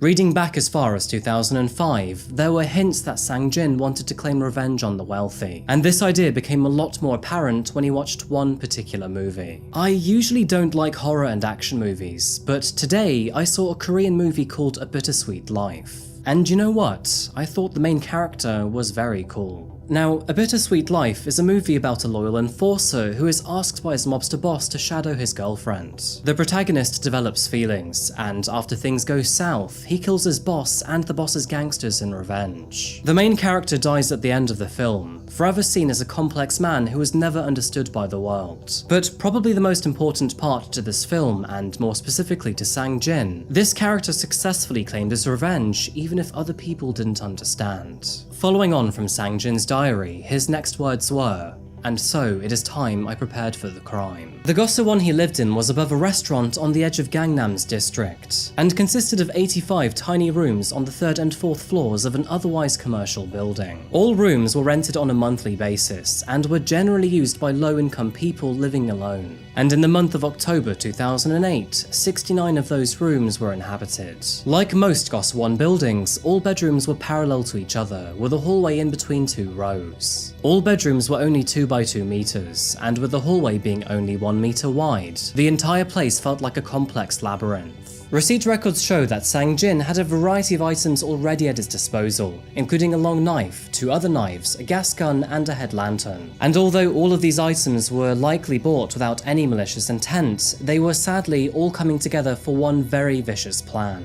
Now, Sang-Jin's plans were ghastly, morbid even, but to be honest with you, they didn't make much sense. Although his main objective was initially to seek revenge on the wealthy, his new victims were actually quite the opposite. And in fact, they were in the exact same position he was. And on October the 20th, 2008, his wicked scheme would finally come to light, horrifying the entire country of South Korea. October 20th, 2008. It was a Monday, 8:15 in the morning, and Seoul was preparing for another typical workday. But inside the Gosewon of Gangnam's Nonyeong-dong, a harrowing event was about to unfold. Today was the day that Jeong Sang-Jin claimed his so-called revenge. And at 8:16 AM, he began this by pouring gasoline onto his bed before setting it ablaze. As the flames engulfed the bed and the fire began to spread, smoke bellowed into the hallway, filling the densely packed collection of bedrooms in all directions. Other residents began to scream and shout for help, and that is when Sang-Jin emerged from his room. Dressed all in black, he wore goggles and a headlamp for visibility, with a balaclava to hide his face. Armed with a sashimi knife, 2 further knives strapped to his legs, and a tear gas gun in his belt holster, he began to attack anyone who came his way. Some of the residents who had woken up to this commotion managed to escape via the elevator. Others ran down the stairs, while some made their way to a veranda, jumping to escape from as high as the 4th floor. As more guests ran out into the hallway located near Sang-Jin's room, one by one, they were met with the armed and violent man. And tragically, 5 residents found their demise at the end of his knives. As the fire began to rip through the Gossawan, police and firefighters arrived at the scene, but the flames had grown too large to overcome, and most of the building was now at the mercy of the inferno. But finally, after 30 minutes of destruction, a team of just over 100 firefighters were able to overcome the flames. It was just over 1 hour since he set the fire at 9:20 AM that firefighters breached his room. Initially thought to be another victim, Sang-Jin was rescued and taken out to safety. The man was found huddled up in his closet. But when police noticed his rather peculiar behavior, officers couldn't help but question him at the scene. It was at this point that everything came to light, because Sang-Jin made no effort to hide his crimes. And to everyone's surprise, he had confessed to what he had done almost instantly. Moving forward, the man was arrested and taken to Gangnam Police Station immediately, where he was charged with both homicide and arson. Though, to begin with, nobody knew how many casualties there would be, as tragically, there were several people still in critical condition. Police officers confiscated various items from Sang-Jin, including a black ski hat, a black mask, a headlamp, a gas-propelled pistol with loaded bullets, a leather belt with a holster, 2 fruit knives, 1 sashimi knife, 2 pistol type lighters, and 2 barrels of gasoline. And after searching what was left of his bedroom, investigators were able to recover his diaries, which of course left many glaring clues about his motive. The aftermath of his actions were devastating, and a huge struggle for officers to take in. Walls and doors were scorched, cladding from the ceiling had disintegrated, and electric wiring hung from the beams above. Paint from the walls had peeled back like dried skin from an orange, and rubble lay burnt and indistinguishable on the floor. Bedding and items were mangled beyond recognition, and a lone fire extinguisher remained unused in a corner. Lockers had been flung open in a hurry, with a small mountain of shoes in front of it, and sadly, some of those shoes would never again find their owners. Blood covered the reception room's phone, paperwork untouched as if nothing was wrong, and broken windows highlighted the sheer desperation in people trying to escape. This really was a lot to take in for investigators. Sadly, as the days passed, it was revealed that Sang-Jin had claimed the lives of 6 innocent people. 5 had died through fatal injuries by his knife, while 1 had fallen to her death. 7 more victims were seriously injured, with 3 in critical condition. And later on it was learned that 3 of his deceased victims were Chinese citizens. Amongst the victims were Seo-jin, who was 20 years old, Min Dae-ja was 60, Lee Wo-ja 50, Jo Young-ja 53, Kim Yang-seon 45, and Park Jong-suk 52.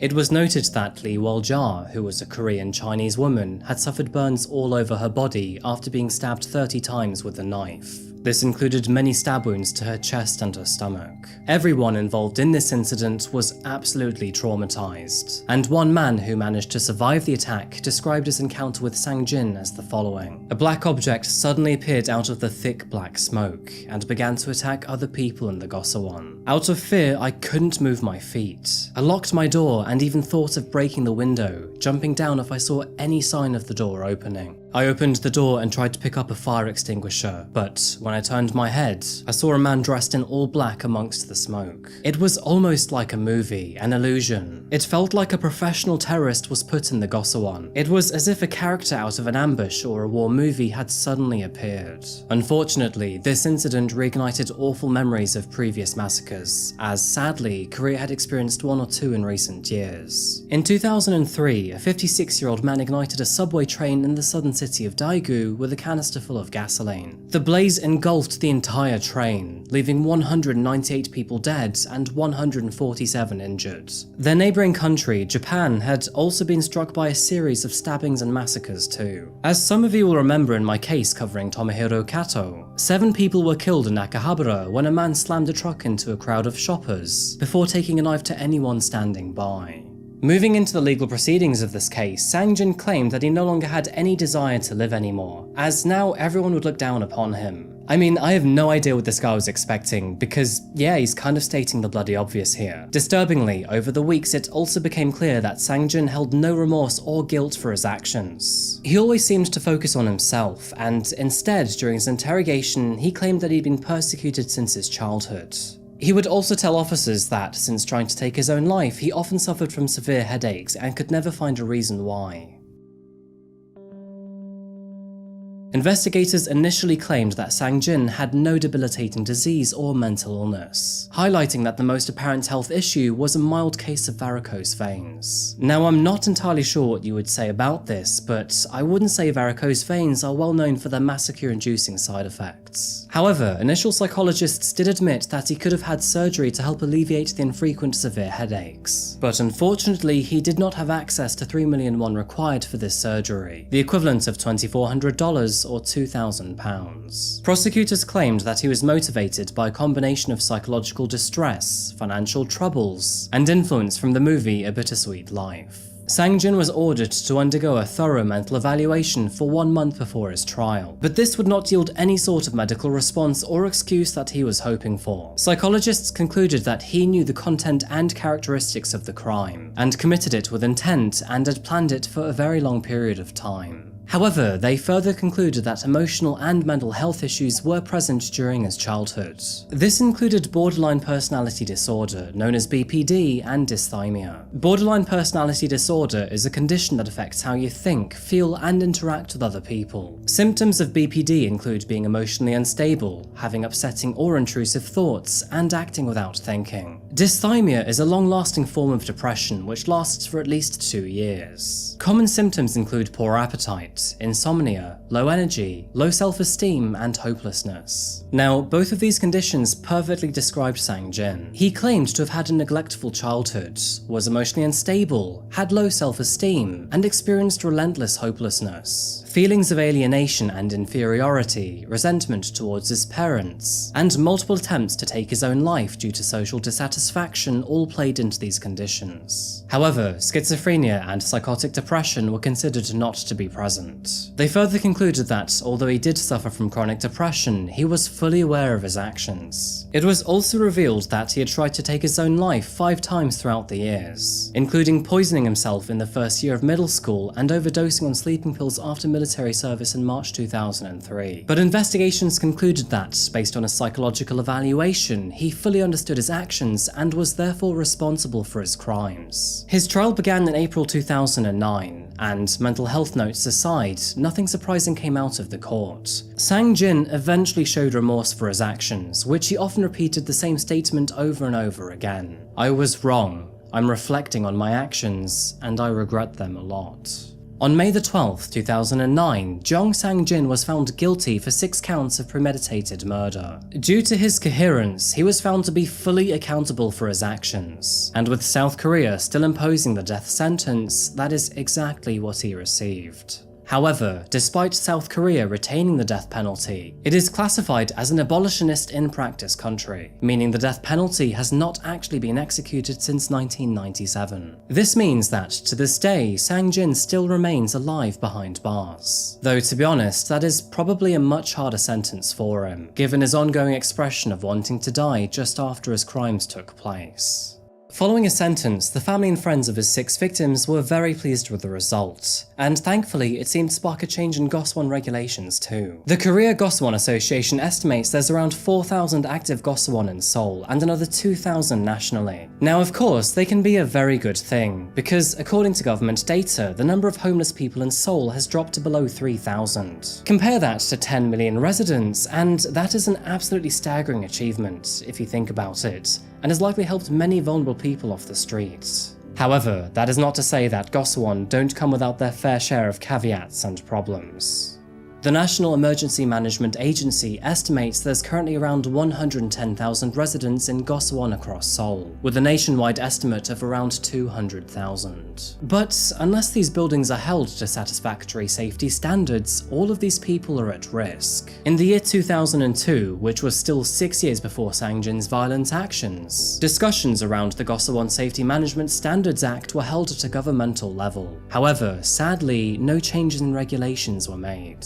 The Ministry of Health and Welfare took another look into Go Seo-won's standards in 2007, but again, this was eventually scrapped due to government resources. It was only on November the 30th, 2008, which just so happened to be 6 weeks after Sang-Jin's crime, that the National Emergency Management Agency announced it would make revisions to the Special Act of Safety Management of Multi-Used Establishments. In these revisions, it was announced that the width of all corridors in Go Seo-won must be extended from 90 centimeters to 120. These changes had to be made within a year, and any Go Seo-won establishment unable to meet these demands must be closed immediately. The NEM agency also enforced regulations to make sprinkler systems compulsory, and all exit signs must be illuminated. And although these regulations steer South Korea's safety standards in the right direction, it is all too late for the victims of this tragedy. It is a real shame to say this, but unfortunately there isn't much known about them or the lives they had either. Apparently, Seo-jin was the sister to a semi-famous football player, and Lee Wol-ja was a mother who had migrated to South Korea to bring money back home to her son in China. Regrettably, it is a real shame I can't bring more information in their remembrance. 15 years have passed since Gangnam's Go Seo-won massacre. 15 years since these victims left behind 6 families and hundreds of friends collectively. And I do hope that throughout all these years, they've collectively found peace. You know, I still struggle to understand this one from a logical point of view. Jeong Sang-Jin wanted revenge. I guess that emotion's half understandable. But why would you wage war against the wealthy by targeting the poor? Now, our next story is brand new to the channel, and although it does involve plenty of Koreans, it actually happens far away from home. More than 10,000 miles in fact. And this is the case of Sehee Cho. In this short story, we're winding the clocks back to 2022, when a religious woman in Seoul named Sehee Cho found herself trawling through the deep, dark depths of the internet. At the time, Sehee Cho was 32 years old and had spent most of her adult years in the big city. Formerly a country girl, she found it quite hard to settle down and make friends. However, the one place that she could always turn to whenever she was in need was God. As many of you know, the internet is an incredible tool, and many of us use it to find new connections online, whether it be for work, friends, romance, hobbies, or just about anything else for that matter.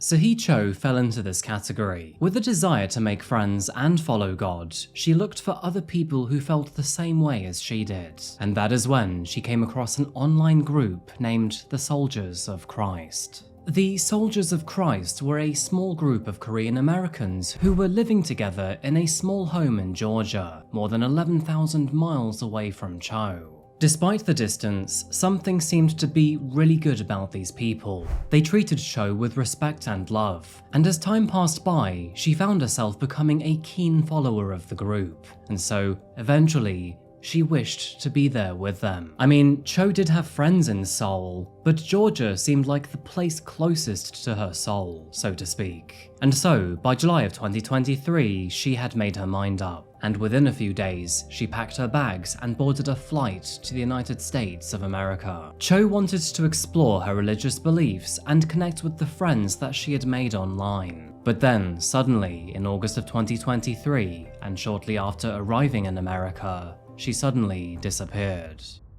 On the night of September the 12th, 2023, police received a call coming from a car park near Jeju-Swana in Gwinnett County, Georgia. The call was made by an elderly man who sounded distressed. After checking his son's vehicle, who at the time was in hospital, he found an odor coming from the trunk. The smell was reminiscent of decay. This was nothing that the older man wanted to become involved with.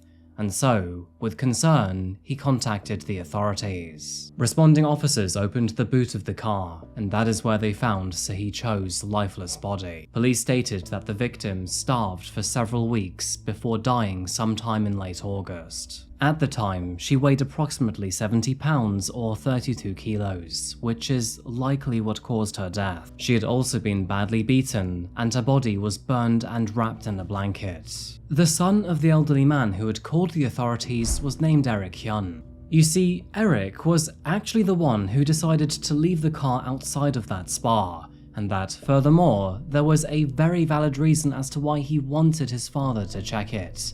Because, put quite simply, He wanted this nightmare to end. According to Eric, he too was actually a victim, just like Cho. Eric claimed that both of them had been targeted, lured, and then recruited into a cult. And if you haven't guessed the name already, that cult was named the Soldiers of Christ. Allegedly, Eric was able to escape the house, take his vehicle, and now wanted to come clean. Of course, the investigation led detectives to the heart of this so-called cult, which just so happened to be a house nearby in Lawrenceville. The officers had to be careful here though. They had no idea who was behind such a savage murder. But thanks to Eric's confession and his intel, the officers knew that they were dealing with 2 generations of a Korean-American family known as the Lees. After storming the property, officers found evidence of savage beatings which had unfortunately taken place in the basement. They noticed that blood was evident on the carpet, and a nearby chair had sustained plenty of damage. Holes in cardboard boxes nearby suggested some form of airsoft rifle or puncturing, and the open bottles of air freshener and bleach nearby suggested a rather grim aftermath. Eric's claims were morbidly beginning to add up, and now all officers had to do was arrest the family. As a result, Gawon Lee, age 26, Junho Lee, age 26, Jeon-Hyun Lee, 22, Hyunji Lee, 25, their mother, 54-year-old Mi-hee Lee, and a 15-year-old teen were all arrested on charges of felony murder. To add to this, they were given additional charges of false imprisonment, tampering with evidence, and concealing the death of another. We watched as murder suspect Eric Hyun hobbled into court for his bond hearing. His attorney immediately told the judge Hyun was a victim of the Soldiers of Christ, just like the original victim, Sehee Cho. Police say Cho was lured to Gwinnett County and beaten and starved to death in the basement of the Lee house on Stablegate Lane. But Hyun's attorney says his client suffered severe abuse in the same basement as well. Attorney Boyle showed the judge gruesome pictures of the 26-year-old UGA grad actually being tortured. Attorney Boyle says his client escaped the Lee house with Miss Cho's body in his trunk and called his relatives for help. Attorney Boyle says his client was forced to wire tens of thousands of dollars to Korea. He also says he maxed out his credit cards and was forced to use his credit to buy a house. The mother of the 3 Lee brothers, 54-year-old Mi-hee Lee, was arrested in Smyrna this morning and is charged with felony murder, concealing a death, and many other charges. As mentioned before, Eric claimed that he too was a victim just like Cho. He was beaten very badly with a whip, stripped naked, beaten about his genitals, and then shot with an airsoft gun in his arms, back, and crotch. At one point, they also took a sanding block and sanded the skin off of his chest. Attorneys claim that the Lee family were cultists and con artists who targeted and took advantage of the naive. It was learned that Eric was forced to wire tens of thousands of dollars to Korea, maxed out his credit cards, and then used his credit to buy a house for the Lee family. And as for Cho, she had been stripped of all of her worth, murdered, and then left to rot in a vehicle for over a month. Apparently, Junho Lee told the officers that Cho was undergoing a, quote, admission process in the group, and that, furthermore, she had been voluntarily going through 10 days of training. He also claimed that, allegedly, she'd been stealing things, violating the rules, and even attacked him with a weapon. However, Junho's story was not actually adding up to the more innocent suspects of the group.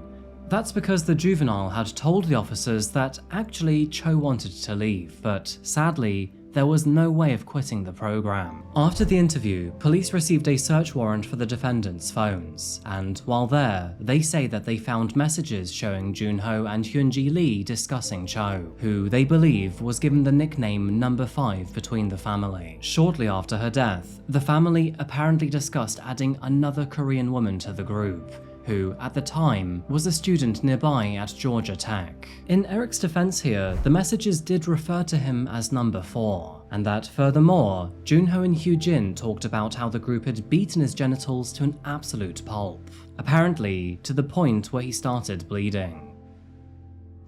Now, let me tell you, neighbors never believe that these sorts of things happen, and for the Lee family, that was no different.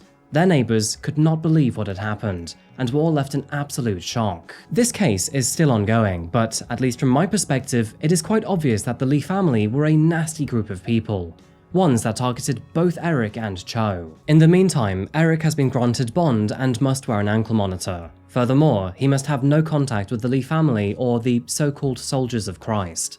He must also live with his parents in Atlanta. All of their trials are scheduled for later this year, and as always, I'll let you know of any information as and when I hear it. We're ending this compilation with one more serial killer, but this guy was so good at being a monster that detectives actually believed there were two of them. And so, on that note, here is the infamous case of the Raincoat serial killer, also known as Yoo Young-Chul.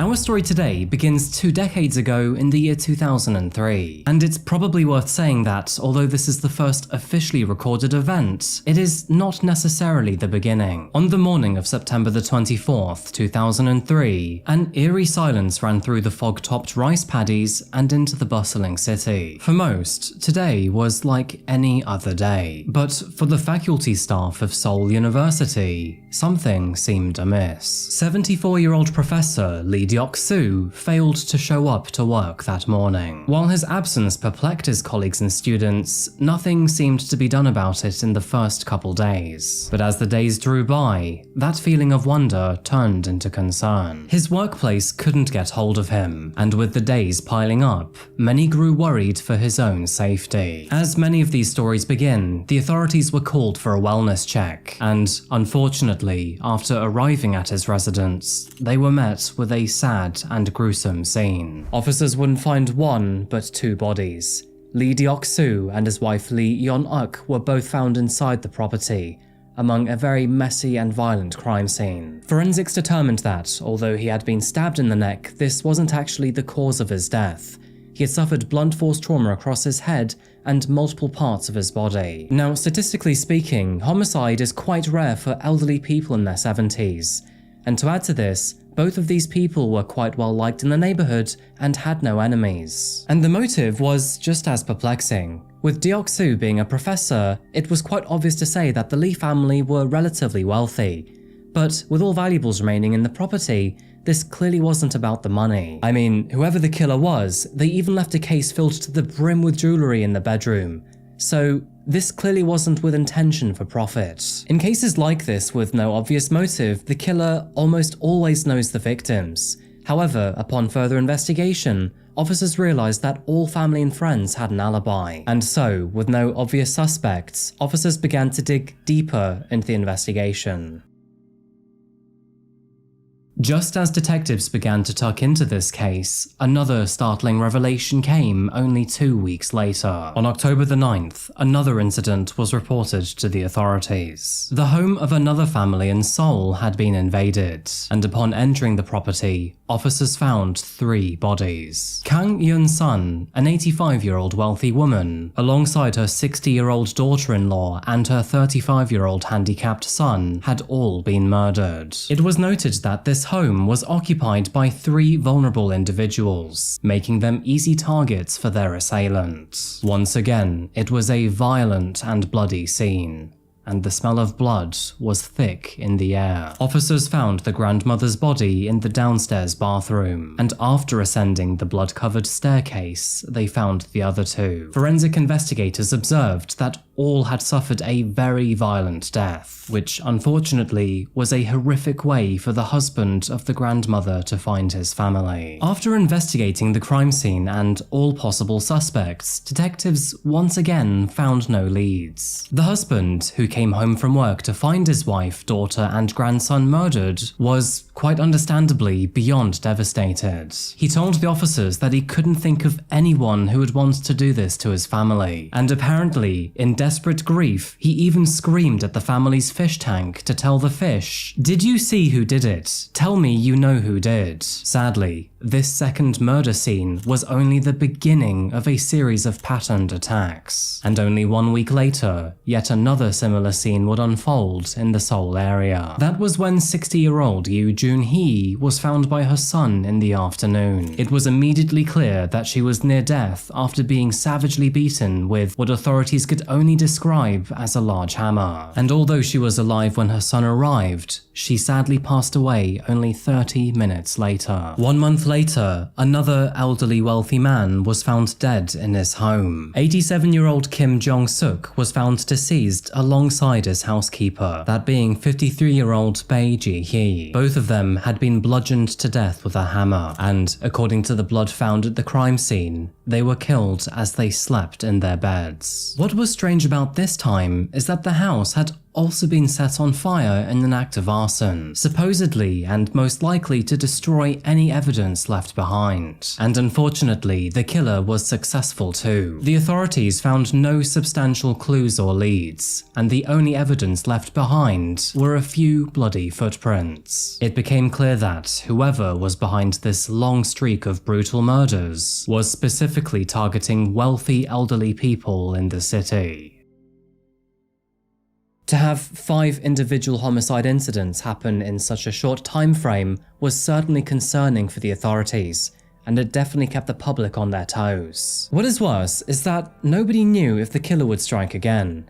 They didn't know if this was an isolated series of events or if he would keep on going until he was caught. But at the turn of the new year, Seoul's brand new serial killer would all of a sudden stop. And that was for very good reason, because it was around this time frame that officers found one small but crucial piece of evidence.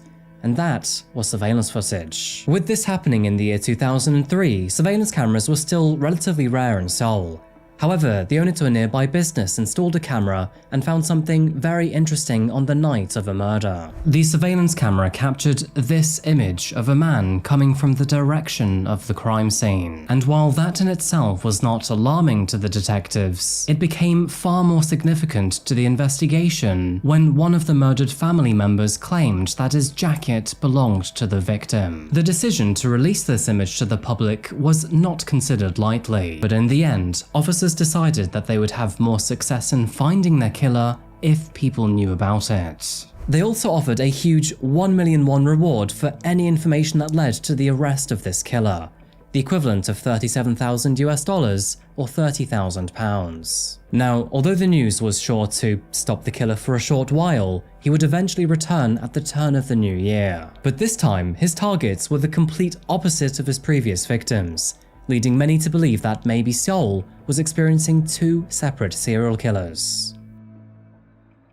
Starting in February of 2004, Seoul found itself trapped in a series of chilling disappearances. But instead of elderly people being murdered in their own homes, it was now young women vanishing across the city. It was 1 month later, in March of 2004, that one of those women's bodies was discovered. The remains of 23-year-old Kwon Jin-hee were found along a trail near Sogang University. What was somewhat puzzling to officers is that her remains were not actually complete. Her body had been dismembered into several smaller pieces, with what seemingly seemed to be multiple chunks of flesh absent from her body. Jin-hee was a young woman working in Seoul's red light district, and sadly, as is often the case for sex workers, she didn't have the best support network around her. Engaging in night work often comes with a substantial risk to one's safety, and unfortunately, it often comes as no surprise when sex workers disappear. Many of these women are often faced with financial hardship, are coerced into the profession out of necessity, or alternatively are abducted under false pretenses such as innocent-sounding job offers. And although prostitution was technically illegal in Seoul at the time, corrupt police officers would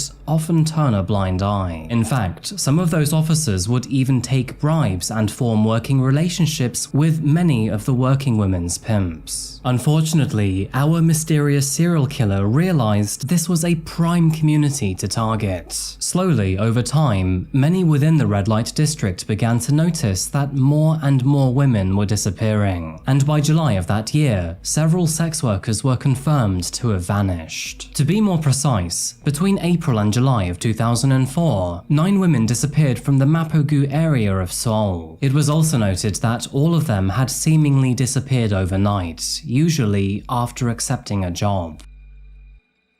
Now, most of these jobs involved the escorts going to a pre-arranged location such as a home or a hotel, which in general is much safer than going to the red light district. And perhaps no surprise whatsoever, but this would eventually be the beginning to our serial killer's downfall. It was in July of 2004 that one of those local brothels received an at-home request for an escort. Now, this brothel already experienced one of their escorts to disappear a few weeks prior, one who still hadn't returned.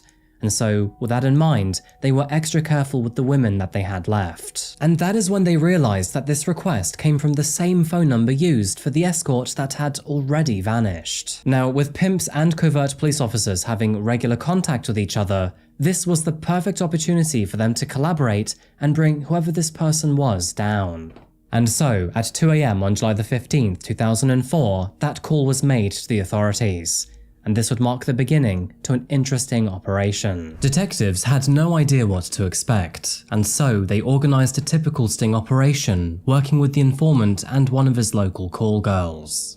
And so, after setting the scene, with a rigged park and a squad nearby, they waited with bated breath for their suspect to finally arrive. And in the early morning hours, that is when he appeared out of the darkness. It became immediately apparent that, whoever this suspect was, he did have something to hide. That's because, when confronted by officers, the man suddenly went berserk. In fact, he resisted his arrest so violently that it took 5 officers to subdue him. What is strange is that immediately after being pinned to the ground, officers found him to be choking on something in his mouth. They soon realized that he had chewed up the call girl's flyer, and was now trying to swallow it in a desperate effort to destroy the evidence. No surprise, he was apprehended and then arrested, and soon after being transferred to the station, the frantic man was identified to be 32-year-old Yoo Young-Chul, who the chief officer noted at the time was an average to good-looking man, and a far cry from the stereotypical serial killer. Now, we have heard of this before in other countries, but Korean law states that you may only hold a suspect for up to 48 hours without evidence, or then be forced to let them go. So, the game was on for detectives to find some sort of evidence to link him. Conveniently, he had already proven to have a rather violent temper upon arrest. And so, with this information at hand, the interrogators planned to use this to their advantage. Surprisingly, he proved to be arrogant and even proud in his seat, telling the officers that he was the one in charge and they had no control whatsoever. Perhaps a sign of difference in culture and modern day times, but one of the officers then slapped him on the back of his head,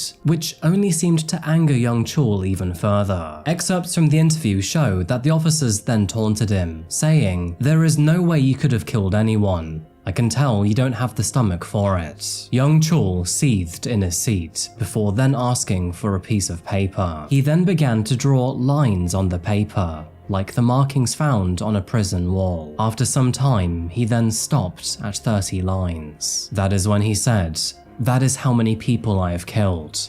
I killed those 4 old bags too." How times have changed. Nowadays, it can take months to crack a serial killer. Back then, all you had to do was slap them around the back of the head and they'd tell you everything. Being serious though, his confession did take many officers by surprise. I mean, a few of them wondered if he was perhaps behind these escorts disappearing, but no one expected him to be murdering the elderly too. And so, Yoo Young-Chul was asked to prove it. In response, he was taken around half a mile away from one of the crime scenes and asked which home he invaded. But after failing to go to the right property, several of those officers began to have doubts. Furthermore, nothing that Yoo Young-Chul recounted matched the crime scene, leading many to believe that maybe he was bluffing, while others still remained skeptical. Well, let me tell you a little secret here, but this man, he really was their killer. He was just too stupid to remember. So, with all of this in mind, who precisely was Yoo Young-Chul?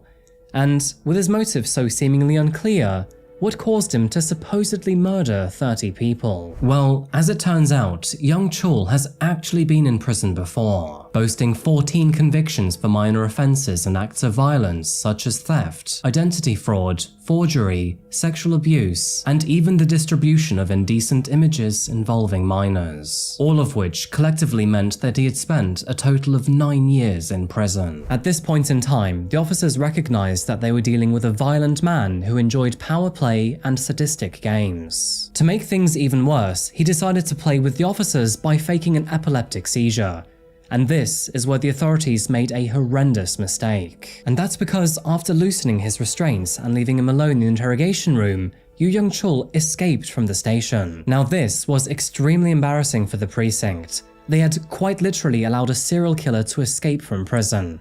And what's worse, he might strike again.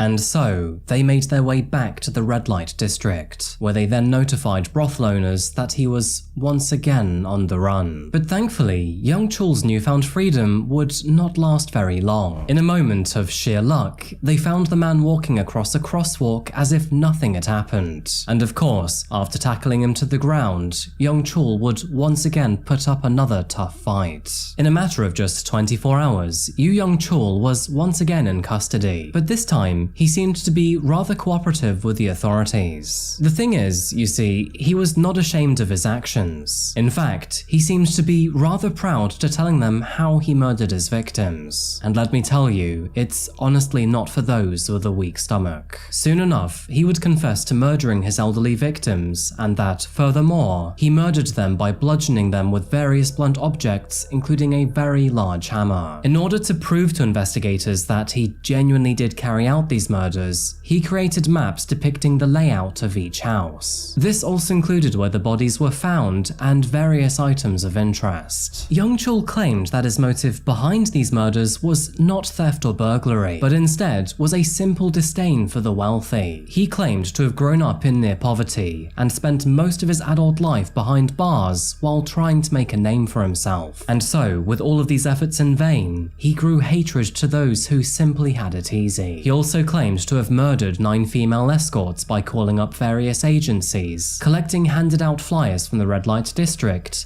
and then looking through various personal ads to find his victims. He would then meet up with them to utilize their services, lead them back to his apartment and have sex with them, and then plan to murder them. Young-Chul would use his bathroom as a gateway to hell. It was in that room that he would grab his hammer, sneak up behind them while they were freshening up, and then beat them to death. With him living on the 3rd floor of an apartment complex, he would then place their bodies in the bathtub before removing their heads with a meat cleaver, and then he would hang that head on the wall. After that, he would then carefully separate the body into several more pieces so they could all fit into small plastic bags. And taking things one step further, he would even pay for his own x-rays so he could study his body and get a more straightforward cut. I guess this is yet another hallmark of a vintage serial killer, because nowadays you'd just go on Google, but I guess back then they didn't have that luxury. After the grisly cleanup, he would then drive them out to the countryside, hike up a mountain trail, and then bury their bodies in a shallow grave. In the end, all of his victims lay less than 1 meter apart from each other, and under only 50 centimeters of dirt. As proof, he was more than happy to lead the authorities to the grave sites, where all 9 bodies recovered were marked with trash used as gravestones. Young-Chul also shared that while his hatred towards the wealthy was his initial motive, that did actually change over time. In the year 2003, Young-Chul discovered that his girlfriend was actually an escort, and when she refused to stop seeing other men, he took that betrayal way too personally. Alongside this unfortunate incident, his new partner had also found out about his previous criminal record, and after finding out about how much of a monster he really was, she swiftly cut ties with him. This gave Young-Chul a deep resentment towards women, especially escorts. And so, consequently, it threw him into a rage that reignited his murderous impulses. Now, despite the frequent rejections, Young-Chul was not always unlucky with love. In fact, he had been married once before in the year 1992 and had even had a son with his wife. However, this marriage fell apart shortly after the birth of their child, leaving Young-Chul to be single for most of his remaining adult life. Young-Chul claimed that he was an average man during the daytime. However, as night fell, his dark and violent tendencies would come out to play. Even more disturbing, he claims to have eaten some of his victims, most notably their livers, and this is why some parts of their bodies were missing. It was clear that he relished the power over his victims, and he was confident and even proud about their murders. And so, for quite obvious reasons, this case literally haunted the country of South Korea, and Yoo Young-Chul became one of the most prolific serial killers to date.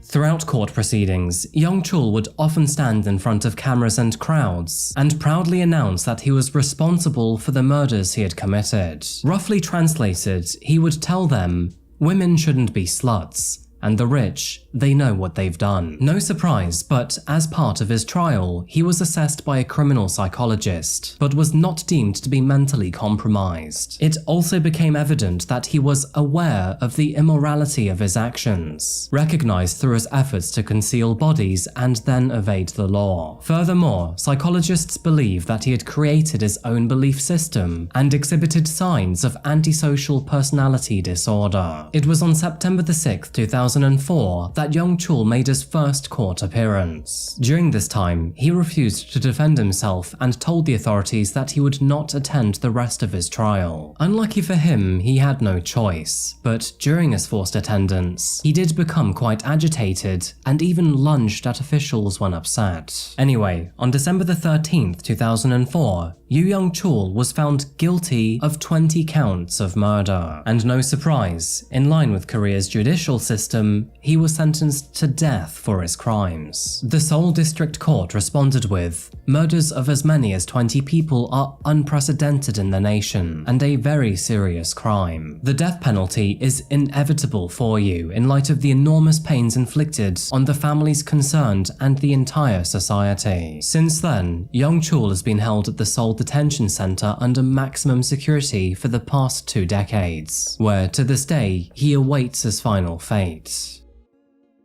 Although capital punishment is indeed permissible by law in South Korea, it has not actually been carried out since the year 1997. During his trial, Young-Chul actually thanked the judge for receiving the death penalty, and so I can imagine that he is not too pleased with the delay. Unless, of course, he was acting badass for the attention. What is sad, though, is that many innocent individuals lost their lives to this monster, all because he wanted revenge and power for not feeling in control over his own life. His victims were partners, parents, sons and daughters, and I'm sure their loved ones miss them to this very day. Although Yoo Young-Chul claims to have murdered 30 people, only 20 are guaranteed. Even still, at least 20 people will never know the future that they were supposed to have, all because of the terrible actions of one selfish individual. Let us hope that the families of these victims will find peace in knowing that he will never see another day of freedom. And with that story ending, I think that pretty much covers our compilation today, folks. Thank you so much for watching, I really do appreciate you being here, and I hope that you enjoy this more long-form type of content. On that note, what do you think about compilation videos? Do you enjoy them?